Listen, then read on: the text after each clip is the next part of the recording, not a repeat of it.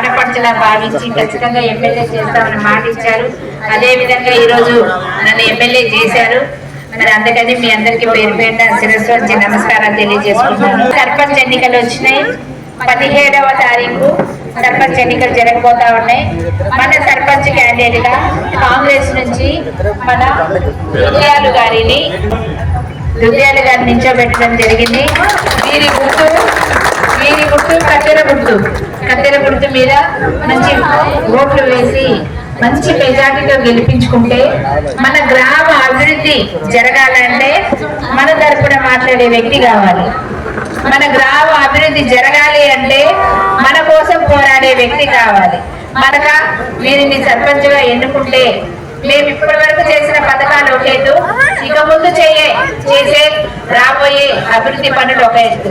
కనుక మన సర్పంచ్ అంటూ ఉంటే మన ఊళ్ళో అది కూడా మనం నిలబెట్టిన సర్పంచ్ అయితే కనుక మీకు వచ్చే ప్రతి పథకం కూడా ప్రతి రూపాయి కూడా ఖచ్చితంగా మీకు అర్హులైన వాళ్ళకి ఖచ్చితంగా వారికి సపోర్ట్ చేసి మరి మంచి మెజార్టీతో గెలిపించాలి. వీరినే కాకుండా మిగతా వార్డు మెంబర్స్ అందరినీ కూడా కాంగ్రెస్ నిలబెట్టిన అభ్యర్థులందరినీ గెలిపించాలని మనస్ఫూర్తిగా ఇందిరమ్మ ఇళ్ల కింద మన విలేజ్ కి లింగాల గ్రామంలో 20 ఇళ్ళు ఇవ్వడం జరిగింది. అందరితో అయిపోలేదు, ఇంకా 2, 3, 4 విడతలు ఉన్నాయి. ఇంకొక 40 నుంచి 50 ఇళ్ళు అవసరమైతే ఇంకో 10 ఇళ్ళు ఎక్కువైనా ఇస్తాము. అలాగే మనకి ఈ చేసి కింద 35 లక్షలతోటి సీసీ రోడ్ ఆల్రెడీ నిర్మాణం జరిగిపోయింది. ఇంకా కూడా కొన్ని మనం ఆల్రెడీ పెట్టడం జరిగింది. ఎలక్షన్ అవి కూడా మంచిగా అయ్యే ఉంటాయి. ఎలక్షన్ కూడా అయిన తర్వాత అవి కూడా స్టార్ట్ చేస్తాము.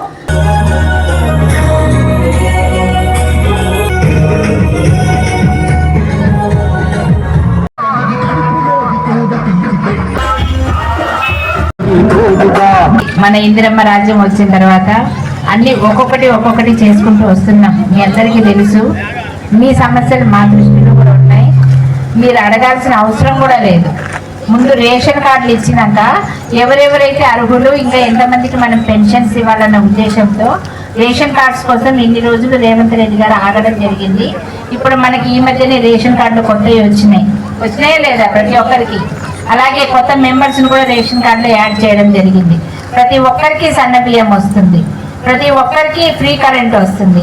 మన మహిళలందరికీ ఉచిత బస్సు ప్రయాణం ఉంది. అలాగే మన రైతులందరికీ కూడా రైతు బీమా, రైతు భరోసా, రైతు బోనస్ ఇవన్నీ వచ్చినాయి.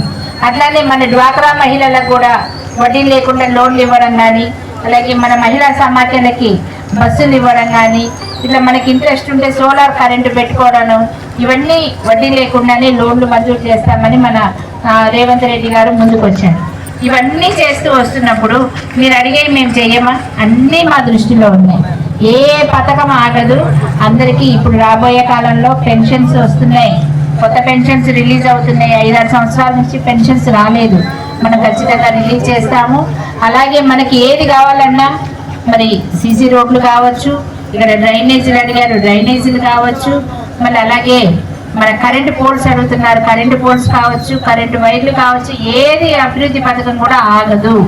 ఎందుకంటే మన లింగాల కూడా ఎస్సీ సబ్ ప్లాన్ కింద సెలెక్ట్ అయింది, నిధులు కూడా మంజూరైనాయి. మేము వచ్చిన ఇందిరమ్మ ఇల్లు కూడా కొంతమందికి ఇవ్వడం జరిగింది.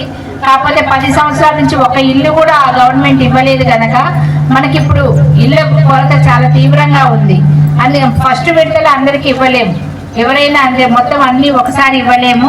ఒకదాని తర్వాత ఒకటి, ఇది కంటిన్యూయేషన్ ప్రాసెస్.